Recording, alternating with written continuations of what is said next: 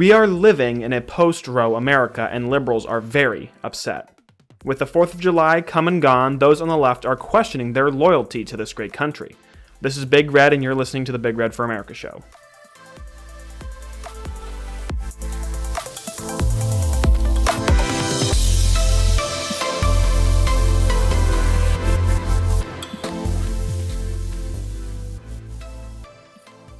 As I've described in other episodes, we've seen the left completely melt down over the end of Roe v. Wade.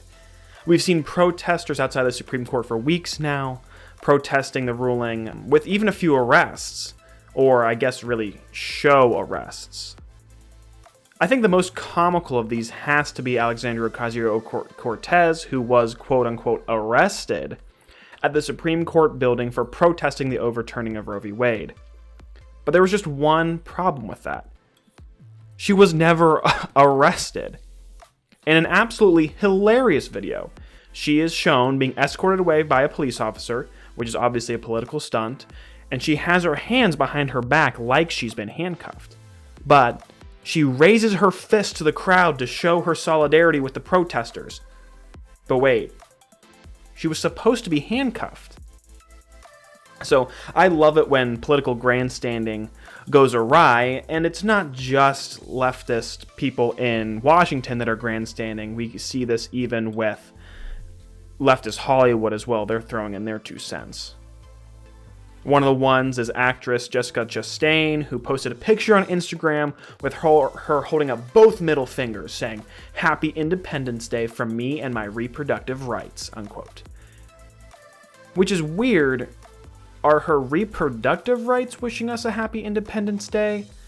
Or is she now independent from her reproductive rights because the Supreme Court, quote-unquote, took them away? I guess I really don't know. But regardless, she lives in New York City. Her, quote-unquote, rights aren't going anywhere.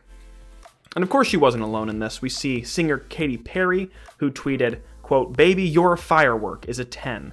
But women in the U.S. have fewer rights than an actual sparkler. Shake my head," unquote. Oh boy.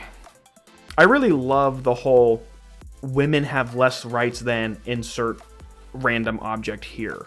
I really love that whole point. So let's see how women match up against sparklers in my home state of Arizona. So if this were true, if women had less rights than a sparkler, they would only be allowed outside between May 4th through 6th, June 24th through July 6th, and December 24th through January 3rd. If a woman was found outside not on these dates, her handler could receive a $1,000 fine, and if she were found on an Indian reservation or any city property, she would also receive a $1,000 fine. So it seems to me like women have a lot more rights than fireworks. But good tweet, Katy Perry. You're hilarious. And she's also joined by drag queen Shea Coulee, who tweeted, quote, "Roe v. Wade being overturned by the Supreme Court is so disgusting. I am so ashamed of the direction that this country is going. This blatant hate for women's rights is so unbelievably concerning and heartbreaking," unquote. And this tweet kind of gets into the main purpose of the show today, is to counter the people who are, if you're upset or embarrassed about being an American after the overturn of Roe v. Wade. And that point actually plays right into the next great leftist post on social media. We see Jessica Biel post an Instagram of herself and her husband in France and saying this on Instagram. Quote, "You have croissants and women's rights? Take me back," unquote. So obviously she's so oppressed here in America, she's able to freely travel to other countries. But this post actually shows how illiterate the left is.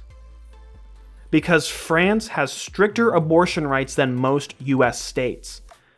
France bans abortion after 14 weeks, which it only recently extended from 12 weeks.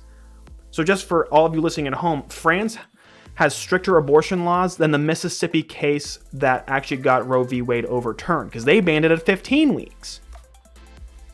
And this is, of course, hilarious, Because Macron, the French president, had this to say about the Supreme Court decision. Quote, "Abortion is a fundamental right for all women. It must be protected. I wish to express my solidarity with the women whose liberties are being undermined by the Supreme Court of the United States," unquote. But like I said, France has stricter abortion laws than 38 US states, post Roe. And it's not just France. Most of Europe, in fact, has stricter abortion laws than the US. And it's funny because all these liberals, all these leftists want to emulate Europe, but they seem to miss that fact. Let's look at European countries that ban abortion after 12 weeks, which is similar to Arizona, Florida, and Kentucky, except they actually ban it at 15 weeks. So all of these countries ban abortion sooner than most American states. Those countries are Austria, Belgium, Bulgaria, Czech Republic, Denmark, Estonia, France, which now they did extend it to 14 weeks, but is still stricter than most US states, Germany, Greece, Hungary, Italy, Latvia, Lithuania, Luxembourg, Netherlands, which bans it at 13 weeks, Poland, and I'm sure I've missed a few in that list. So not only do most European countries ban abortion sooner than the United States, they also have strict requirements that the American left has fought against for decades.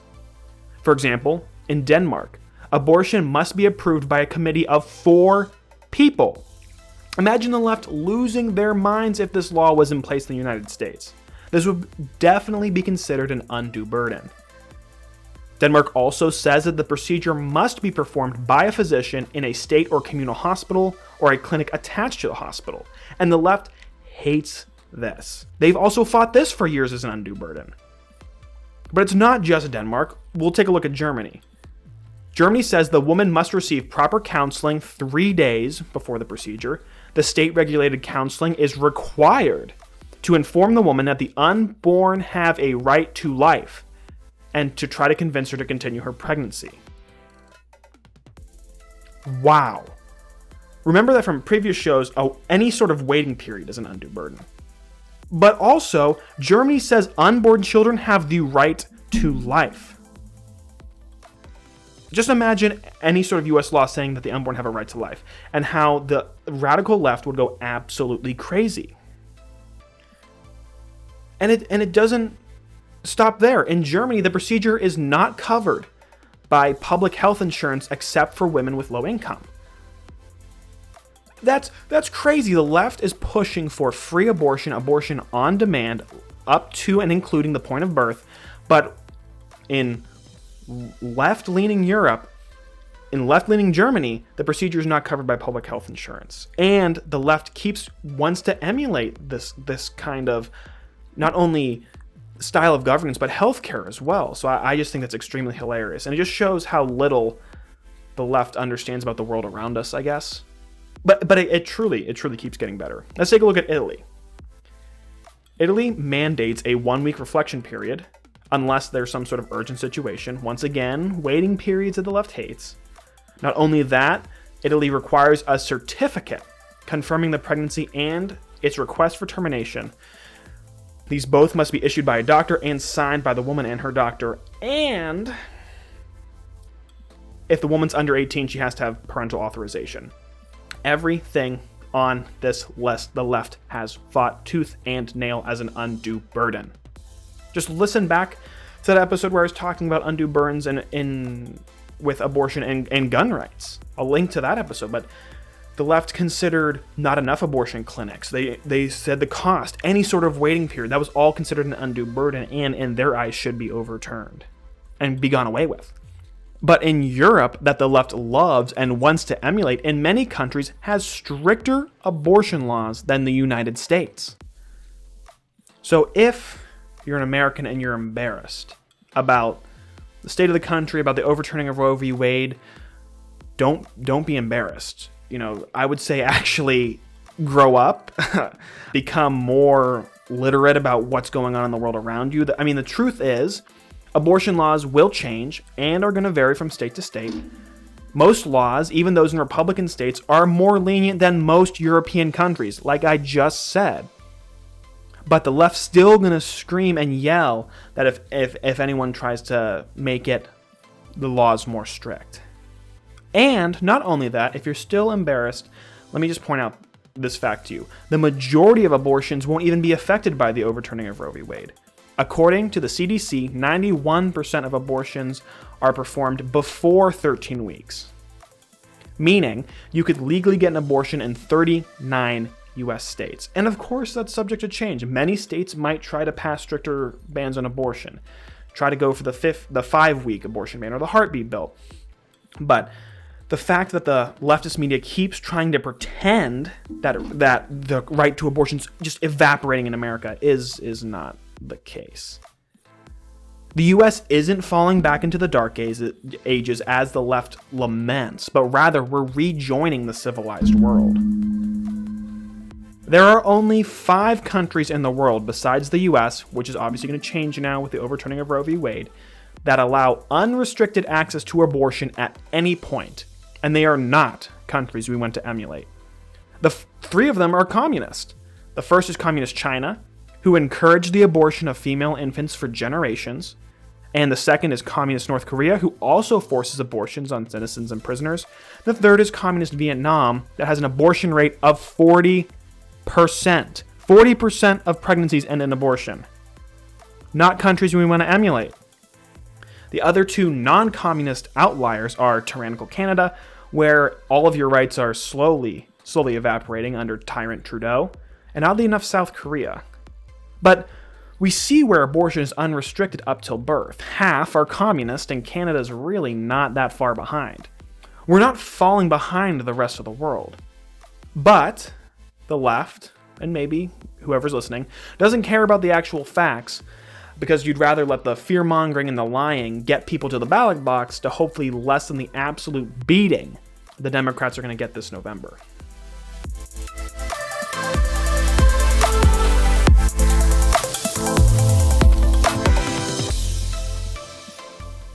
And we've seen this method having some success. We've seen the fear-mongering and the lying have some true success, and one of the most surprising voices was a U.S. servicewoman who was actually questioning her loyalty to the United States due to the overturning of Roe v. Wade.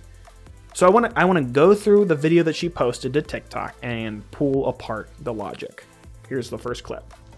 I just extended my contract to continue serving this country a week ago. How am I supposed to swear to support and defend the Constitution and a country that treats its women like second-class citizens? How am I supposed to do that? How am I supposed to do that with pride? So there are 2 things I want to pull apart here. The first is that I do believe she should be discharged from active military service.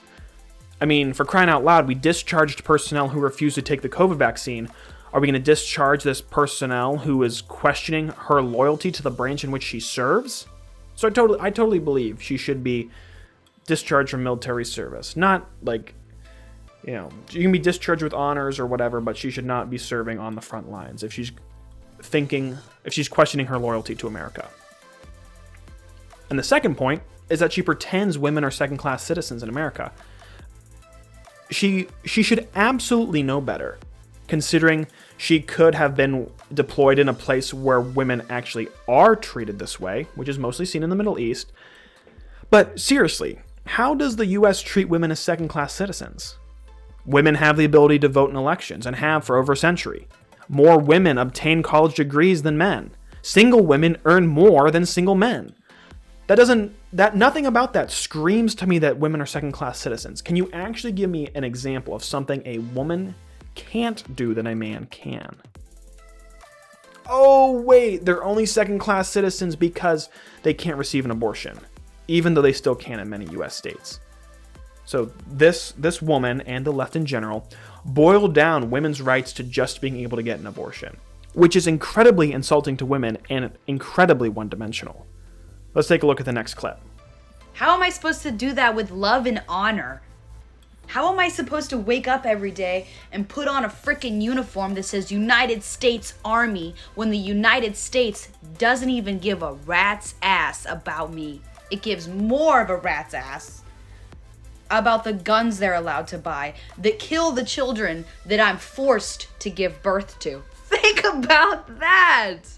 So much like Katy Perry, this servicewoman thinks she's clever by saying women have less rights than guns. And of course, this doesn't pan out. If this were true, you couldn't be a woman and be in a school, university, voting area, courtroom, any federal property, including the post office, airports, and depending on the states, places where alcohol is served. And I don't know about you, but I've seen women in all of these places. Women could also potentially be banned because they're too big, because they look scary and they hold too many rounds, or I guess be too fat. And in order to be a woman and be in public, you could be required to have a permit, go through a background check, potentially have a waiting period. And the left would want you on a list so they knew where you were at all times. Obviously doesn't make sense. Clearly women have more rights than guns, but this, once again, just a common leftist tactic to really try to throw you off the scent of what they're arguing because they don't really have any arguments. But she also brings up another popular leftist talking point, that guns kill children. You can't be pro-gun and pro-life because guns kill kids. And this is supposed to be a legitimate argument for abortion. That kills children. 100% of the time. So let's look at some facts. According to WebMD in 2020, about 4,357 kids died as a result from gun violence, enough to make it, quote, the leading cause of death of children in the country. And obviously this is horrible, and we need to be safe and responsible gun owners and teach our kids to respect firearms as well. But according to CDC data, there were approximately 886,589 abortions in 2019. So that means for every one kid that died because of a firearm, 203 were aborted. It's not gun violence that is the leading cause of death in children, it's abortion. But once again, no one on the left actually wants to engage in that argument because it's a silly argument for them. They can't defend their point. And in the next clip, she complains about access to pregnancy resources. This effect on female servicewomen is an unintended consequence, which means that lawmakers and Supreme Court justices probably weren't thinking about this when they wrote their 213 some odd page report on it, right? They probably were not thinking about this consequence, but it is one. And it affects the very people that those lawmakers hold to a higher standard because they support the troops. Do you really, though? You really support the troops, even though this is going to greatly lessen the retention of women in the ranks of this military?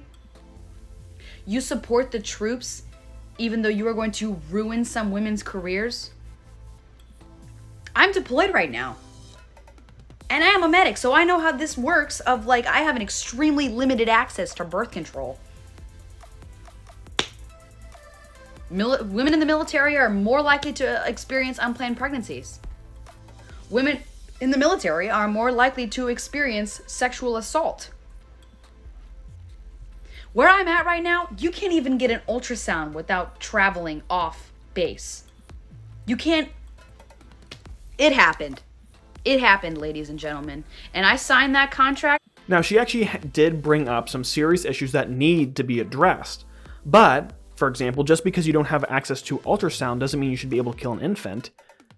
In fact, those on the left want to remove resources like pregnancy clinics that provide women with free resources, like ultrasounds, clothing, etc. But don't believe me, listen to Senator Elizabeth Warren's words. Massachusetts, right now, those crisis pregnancy centers that are there to fool people who are looking for pregnancy termination help outnumber true abortion clinics by 3 to 1. We need to shut them down here in Massachusetts, and we need to shut them down all around the country. You should not be able to torture a pregnant person like that. I love that. You shouldn't be able to torture a pregnant woman like that. You shouldn't be able to give her free stuff and give her free resources so that she might keep her child. Instead, she should be forced to have the infant chopped up into pieces and removed from her uterus. Great logic, Senator Warren. Great logic, leftists. But this isn't the only issue. In this clip, the servicewoman talked about sexual assault. And in instances like this, when they use sexual assault and incest as cases for legalizing abortion, I like to take Ben Shapiro's approach to handling these concerns. His approach is that we can absolutely have a discussion in regards to abortion in cases of rape and incest, but you have to be willing to outlaw abortion in all other cases. And of course, they're never going to agree to that. They never do, because they're just using abortion and incest, which makes up a tiny proportion of total abortions, 1.5% according to the Guttmacher Institute, to justify the other 98%. Once again, the leftist logic just continues to fall apart. And she ends it off here in clip 5. It happened. It happened, ladies and gentlemen. And I signed that contract, so I will serve my country. But you bet your ass you're going to hear my voice, because I will not stop, I will not rest, and I will not be silent. Because this is not an attack on reproductive rights. It is an attack on women in this country. 100%. So, I'm glad she's deciding to finish out her contract. But then again, maybe she shouldn't. And of course, she finishes it off with a call to action. So what good is all the leftist rhetoric without activism? I'm so glad we have another anti-American activist in our military. I am just so proud.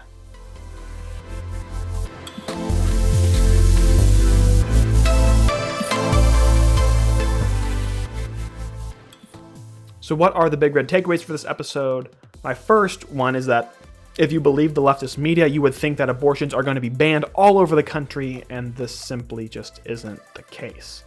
Even in quote-unquote red states, their abortion laws are more lenient than most of Europe.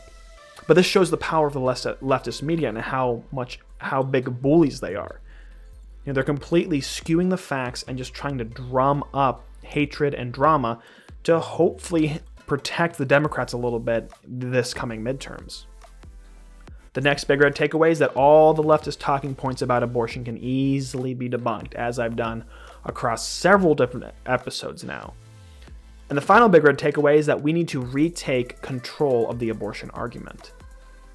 Countries with quote-unquote unlimited access to abortion have used it for incredible evil. Also, the abortion laws are going to vary from state to state, with most states being more lenient than those of Europe. We need to attack these flawed arguments hard to keep the independents on our side. So this is Big Red signing off for the Big Red for America show. See you all next time.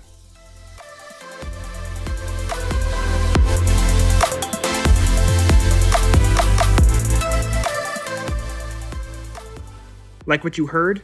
Tune in next week as we tackle another topic.